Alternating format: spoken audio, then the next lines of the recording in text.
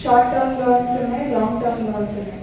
గత 5 సంవత్సరాలు ఈ short term loans for agricultural instruments సరిగ్గా అందచేయలేదు అనేది ఒక జరుగుతుంది సార్. రైతులు నాకు వచ్చిన ఇన్ఫర్మేషన్ దాని మీద ఏమైనా చూడండి సార్. ఎందుకంటే అగ్రికల్చరల్ ఇన్స్ట్రుమెంట్స్ ఉంటేనే వాళ్ళు ఫాస్ట్గా వాళ్ళ వర్క్ చేసుకోగలుగుతారు. ఇంత ఇంప్లిమెంట్స్ ఇండివిజువల్ ఇంప్లిమెంట్స్ ఇవ్వాలనే డిమాండ్ ఉంది మేడం రైతుల దగ్గర నుంచి చాలా కాలంగా. అంటే ముఖ్యంగా స్ప్రేయర్లు పెట్టారు, కానీ 7 లక్షల మంది రైతులు రాష్ట్ర వ్యాప్తంగా మన జిల్లాకు కాదు అన్ని జిల్లాలకు కలిపి పెట్టారు, కానీ అది అమలు జరగలేదు మేడం. అది రాను రాను దిగుబడులు తగ్గిపోవడంతో పంటలు కూడా రాని తరుణంలో దాన్ని మానుకునే పరిస్థితి వచ్చింది. ప్రత్యామ్నాయంగా ఈరోజు కందికి వెళ్తా ఉన్నారు రైతాంగం కూడా. అంటే ఆ తెగులు సోకి చాలా వరకు కూడా పంట నష్టం జరుగుతూ ఉంది. అనంతపురం జిల్లా మనకు తెలుసు, గుజరాత్ తర్వాత అత్యధికమైనటువంటి వేరుశనగ పంట అనంతపురం జిల్లాలో వేస్తాం. అదేవిధంగా వర్షాభావం కూడా అతి స్వల్ప వర్షం కురిసే జిల్లా అనంతపురం జిల్లా. కానీ ముందు బిఫోర్ మేము దాదాపు 77 ఆ మధ్య చూస్తే అనంతపురం జిల్లాలో బ్రహ్మాండంగా వేరుశనగ పంట పండేది. కానీ రాను దిగుబడులు తగ్గిపోతున్నాయి, వైరస్ కూడా పెరిగిపోతా ఉంది. అదొకటి.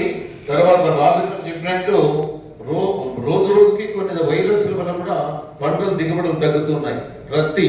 ఇప్పుడు దాదాపుగా అది మామూలుగానే మంచి రేట్ వస్తుంది, ఒకసారి రేటు రాకుండా పడిపోతుంది. కానీ వైరస్ అనేది చాలా వరకు అంటే బ్లాక్ అయిపోతుంది. అది కాయ వచ్చిన తర్వాత ఫుల్ బ్లాక్ అయిపోయేసి లాస్ట్ బాగా నష్టపోయే ప్రమాదం ఉంది, నష్టం జరుగుతూ ఉంది కూడా. దానికి ఏమైనా ప్రికాషన్స్ తీసుకుంటున్నారా? ఆ వైరస్ లేనటువంటి సీడ్స్ ఏమైనా సప్లై చేయగలుగుతారా? ఇవన్నీ మీరు కులంకషంగా రైతులకి చెప్పాలి. ఒక అవేర్నెస్ తీసుకురావాల్సినటువంటి అవసరం ఉంది. లేకపోతే చాలా వరకు నష్టం జరుగుతుంది. నేను కూడా మా గ్రామంలో చూస్తే ఫుల్ బ్లాక్ అయిపోయేసి ఆ చెట్లంతా ఎండిపోవడం జరుగుతాం. కాబట్టి ఇవన్నీ దీనికి ఒక నాణ్యతతో కూడినటువంటి సీడ్స్ ఇవ్వాలి. అదేవిధంగా పెస్టిసైడ్స్ అయితేనే అన్ని రకాల దానికి యూజ్ చేసేదానికి రైతాంగానికి అవేర్నెస్ ఇవ్వాలి, లేకపోతే నష్టపోతాం. అది వస్తున్నాయి, పేపర్లో చాలా వరకు వస్తున్నాయి. అది మనకు కూడా ఇక్కడ వచ్చే ఛాన్సెస్ ఉన్నాయి. దాని మీద ఏమైనా దృష్టి పెట్టారా? మనకు అంటే ఒక్కొక్క చోటు నుంచి రావచ్చు కదా. అంటే శాంపిల్స్ డిఫరెంట్ శాంపిల్స్ కి చేస్తారా, లేదంటే ఇది శాంపుల్ వ్యవసాయకారులు చేస్తారమ్మా. ఇప్పుడు తీసుకోమని చెప్తున్నాము, లేకపోతే రిటర్న్ చేసేయమని నిర్మాణంగా రిటర్న్ చేయడం మన గౌరవ కలెక్టర్ గారు కూడా ఇన్స్ట్రక్షన్స్ ఇచ్చారు. అట్లాగే మేము కూడా అన్ని చోట్ల కూడా అదే పద్ధతి పాటిస్తాము. ఇంకోటి సార్, ఈ వర్షాలు తక్కువ ఉన్నాయని మీరే చెప్పారు. మామూలుగా ఏదైనా క్రాప్ 120 to 150 days వరకు ఒక క్రాప్ లైఫ్ పీరియడ్ ఉంటుంది. అది ఇప్పుడు వీలు పడదు కాబట్టి ఏమైనా 70 to 90 daysలో అయిపోయి క్రాప్స్కి ఎక్కువ ఇప్పుడు ఇంపార్టెన్స్ ఇవ్వగలుగుతారా?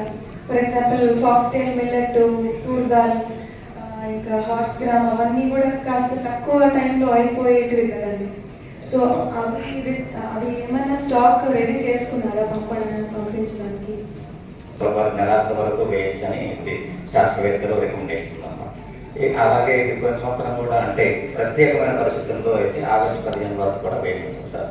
మేము ఈ నెలాఖరు వరకు ఉంది కాబట్టి ఒక కంటింజెన్సీ ప్లాన్ ప్రత్యామ్నాయ పంటల ప్రణాళిక తయారు చేసేసి కమిషనర్ గారికి ఆల్రెడీ సబ్మిట్ చేయడం జరుగుతున్నాం. అంటే ఎలా ఉంటుందంటే ఈ జూలై 15 వరకు ఏరియా కవర్ కావట్లేదా, అలాగే జూలై నెలాఖరు వరకు ఎంత ఏరియా కవర్ అయింది, అలా దీన్ని బట్టి చూసుకొని ప్రత్యామ్నాయ పంటలు మన జిల్లాలో వచ్చేటప్పటికి గులవలు ఒకటి, పెసలు, అలసంద వేస్తారు. ఇక్కడ అలవాటు ఉంది. ఈ విత్తనాలు అంటే ఒక రివ్యూ కోసం అడిగారు. మనం కూడా ఒక రిపోర్ట్ పంపించాము. అంటే స్టేటస్ ఏంటి, ఎలా పంటలకు పంటలు పడ్డాయి, వాటితో పాటు ఒక రిపోర్ట్ పంపించాము. ప్రొక్యూర్మెంట్ 86 అంటే గవర్నమెంట్ హాస్ టేకెన్ డెసిషన్.